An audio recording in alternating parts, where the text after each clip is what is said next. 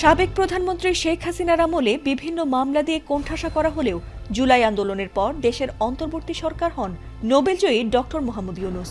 আর তার ক্ষমতা গ্রহণের পর অনেকেই আশা করেছিলেন যে তিনিই হবেন জুলাইয়ের চেতনাধারী।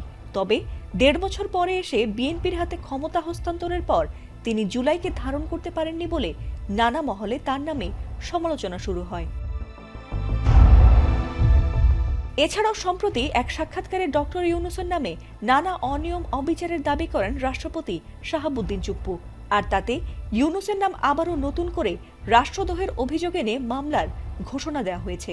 আর সেই মামলার ঘোষণা দিয়েছেন বাংলাদেশ মুসলিম লীগের সভাপতি ও সুপ্রিম কোর্টের সিনিয়র আইনজীবী মোহসিন রশিদ। এমনকি নতুন বিএনপি সরকারের কাছে তিনি এ ব্যাপারে পদক্ষেপ নিতেও আহ্বান জানিয়েছেন।